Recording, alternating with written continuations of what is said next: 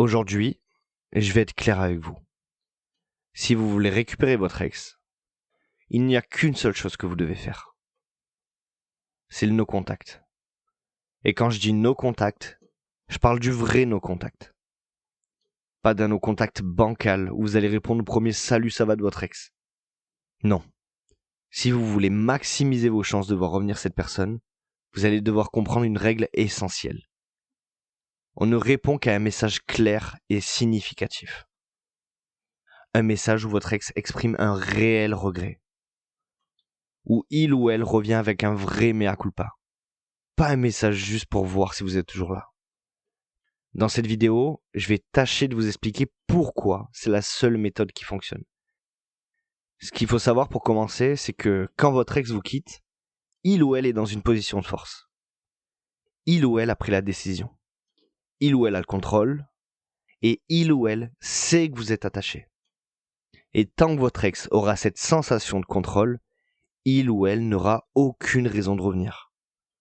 Parce que dans sa tête, c'est simple. Si jamais je change d'avis, il ou elle sera toujours là. Et c'est exactement ce qu'on veut casser. Le no contact, ça va être votre arme ultime pour inverser la dynamique. Dès l'instant où vous allez arrêter de répondre, ou vous allez couper totalement le contact, votre ex commencera à ressentir un vide. Et c'est ce vide qui va créer le doute. Est-ce qu'il ou elle m'a oublié ? Pourquoi il ne réagit pas ? Pourquoi est-ce qu'elle ne réagit plus ? Est-ce que j'ai fait une erreur ? Et c'est là que la reconquête commence. Maintenant, écoutez-moi bien. Si votre ex vous envoie un message après plusieurs semaines, vous allez devoir faire très attention. Parce que c'est là que 90% des gens ruinent leur reconquête. Pourquoi ?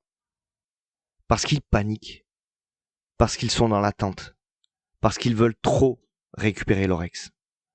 Et donc, ils se précipitent pour répondre. Mais laissez-moi vous dire quelque chose. Un salut ça va après 45 jours, ça ne veut rien dire. C'est juste un test. Un message envoyé par curiosité, par ego, pas par regret profond. Pas encore. Et si vous répondez à ce message, votre ex va voir que vous êtes toujours disponible, toujours acquis, toujours là pour répondre à ces messages. Et il ou elle va se dire, ok, je peux toujours revenir quand je veux. Et c'est terminé. Alors qu'à ce moment-là, vous aviez votre meilleure occasion de créer le doute dans l'esprit de votre ex. Et laissez-moi vous dire qu'un ex qui regrette vraiment sa décision, il va pas juste vous envoyer salut ça va et disparaître. Un ex qui veut vraiment revenir, il va insister. Il va vous renvoyer d'autres messages. Il va essayer de renouer la conversation. Et si vous ne me croyez pas, regardez-vous vous-même. Votre ex a beau vous rejeter à répétition, vous continuez de courir après cette personne. Vous continuez d'espérer. Et vous l'aimez même encore plus qu'avant. Et ça sera pareil pour votre ex. Quand vous allez rejeter cette personne, elle va ressentir un truc qu'elle n'avait jamais ressenti à votre égard jusqu'alors. Quand cette personne va sentir que vous la rejetez en ne sautant pas sur l'occasion de répondre à son message insignifiant, à ce moment-là, elle ressentira à nouveau des choses qu'elle ne ressentait plus à votre égard depuis bien longtemps. Et c'est d'ailleurs souvent à ce moment-là que les personnes qui ont quitté vivent pour la première fois la douleur de la rupture. Parce que pour la première fois, ils ressentent qu'ils vous ont perdu. Et votre ex a besoin de ça pour pouvoir prendre du recul sur la relation et pouvoir se remettre en question. Et concrètement, vous allez me dire ça prend combien de temps pour recevoir ce premier message ? Eh bien, sachez que j'ai déjà fait un podcast ultra détaillé sur le sujet qui s'appelle « Après combien de temps en no contact, un ex revient-il généralement ?» Je vous mets le lien juste au-dessus et je vous invite à aller la voir si vous ne l'avez pas vu en fin de vidéo. Dans tous les cas, vous devez attendre que votre ex vous montre du regret. Et c'est ça qu'on attend. Si votre ex revient sans excuse, sans remise en question, sans montrer qu'il ou elle a compris son erreur, ça veut dire qu'il ou elle ne revient pas pour les bonnes raisons. Et à ce moment-là, ses motivations seront plus vérifier si vous êtes toujours là, rassurer son ego, voir si vous êtes toujours acquis ou acquise. Et ça, évidemment, on ne veut pas. On veut un vrai retour, avec de vraies émotions et une vraie prise de conscience. Et ça ne vient qu'avec du temps, du silence et de la patience. Néanmoins, il y a quand même 2 exceptions où vous n'allez pas ignorer ce message. Ces 2 exceptions, c'est si vous avez trompé votre ex et que il ou elle vous a quitté pour cette raison, soit parce que vous avez délaissé votre ex et que c'est la raison de la rupture. Il n'y a que dans ces 2 cas précis où oui, c'est différent. Parce que là, c'est vous qui avez causé la rupture. Mais si vous avez été quitté injustement et que votre ex est parti sans raison valable pour aller voir si l'herbe n'était pas plus verte ailleurs, alors à ce moment-là, ça sera à lui ou à elle de revenir. Et ça doit se faire avec un retour clair et sincère.